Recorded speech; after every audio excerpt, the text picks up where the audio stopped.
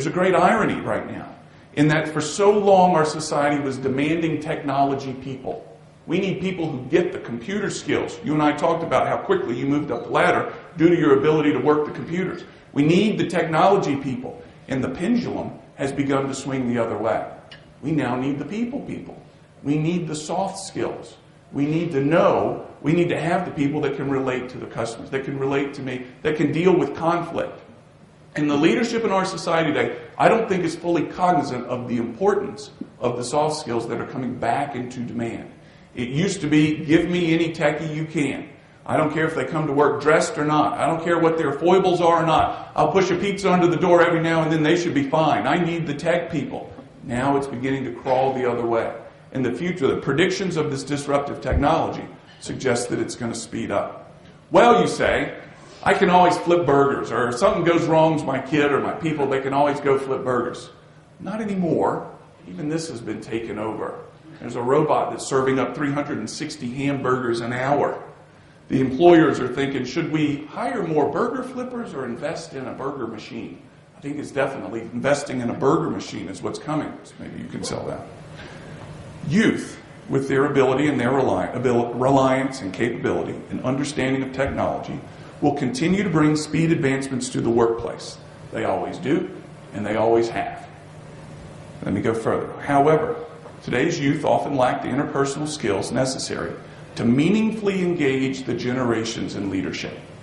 They have a declined ability to empathize, a very marked decline ability to empathize.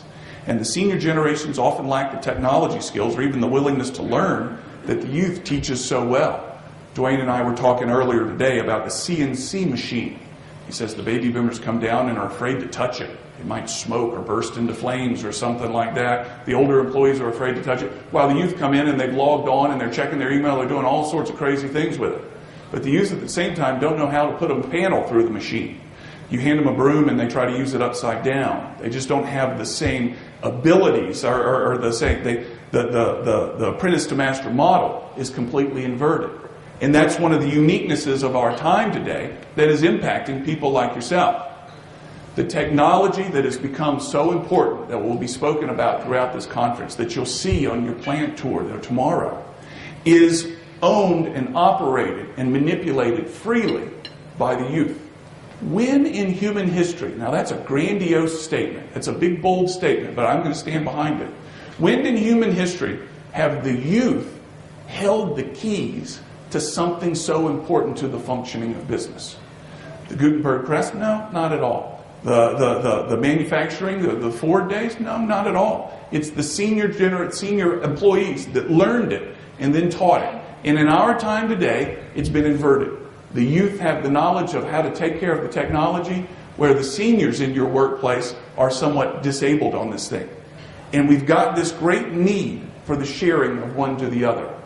The seniors have the ability to empathize and communicate and relate to the customers, etc., and the juniors have the great ability around the technology. The challenge, though, is this. In our time, we've also seen the ability to empathize decline dramatically. Why? When you're born and raised and you communicate an extraordinary amount of time with your thumbs, you know what I'm talking about? Get your message across with your thumbs.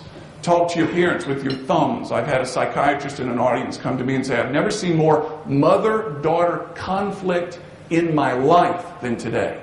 A good number of my patients are mothers and daughters that can't get along. I say, what do you tell them? She says, the first question I pose to these mother-daughter pairs is, how often do you talk out your problems? All the time is their response. All the time. No, she says. How often do you look each other in the eyeball and talk out your problems? We've never done it. We've never done it. It's all through the thumbs. What we are seeing, again, is a tremendous lack of the ability to empathize. How important is empathy in customer relationships? How important is empathy in working with teams and leading teams? Extraordinarily important. And these are the things that are lost in our time when we'll get into this in a little bit, but when we over-organize, when we over-chaperone. Here's a little of the data behind this. Dwayne assured me there would be data-hungry people in the room, so I throw this data per se. So what do I do, you say? What does my tomorrow need to look like? Today's best leaders have two things in common. They have many things in common, but these two relate to one another. One, you say, you want more for your people than they want for themselves. You see what they can be, not what they are today, and you talk to them this way. Here's where you can be. Here's what I see out of you. Here's what this team can be. Here's what this department can be. You see their future for them. And this is almost the antithesis of the way the baby boomers entered the workplace. They were taught to keep their head low, not make any noise. If the boss noticed them, enjoy that moment, because it probably won't happen again for a little while. The boss says, we have a 15-year probationary period here. Good luck. I hope to learn your name in that time, or something like that. And today, they're looking for the leaders of their workplace to say, I see who you are today, and I see who you can be, and I want you to be this person. As a result, the work ethic, the loyalty. Does this sound a little bit like a fathering comment? Yeah, it does. 2, I want your behavior to be perfectly predictable. This is me talking to you. I want your behavior to be perfectly predictable. I want no good days, no bad days, no on days or no off days. Consistency, day in and day out. They need to know who to expect. These types of leaders tend to generate active followers. Disciples, if you will. Another one. Progress is often focused on making things easier, and some of what has been lost are the defining struggles of childhood. This is what we see in our society. These are the struggles. Boredom on a summer day. I bet everybody in this room knows how to relate to these things. Conflict management, how to get along with your peers. Finding a summer job or learning to communicate well. Don't expect the junior generations to have the same experience and wisdom you did at the same age. There will be gaps. Accept this. There is no alternative to it. When we overschedule, this is certainly a parenting component, when we overschedule, when those kids cannot argue about whether they touch second base in the front yard baseball game because there's a parent out there managing it, they lose conflict management opportunities. When they can't argue about whether they're in the end zone when they caught the ball and fell over the line, if the end zone's the driveway or that bush over there, well, they can't do these things. We neglect these skills that are developed, that many of us, unwittingly, learned coming of age. When our parents told us, go outside, I'm tired of looking at you, what we heard was, gosh, it's cold, it's hot, or whatever it is. But what we did is learn to engage. And those skills have shown up in our adulthood. They're lacking today. It's cited in the loss of, or the lack of empathy, the inability to communicate well. Your backgrounds show accomplishments over struggles. Theirs will show accomplishments, but probably fewer struggles. Well, you could cite progress.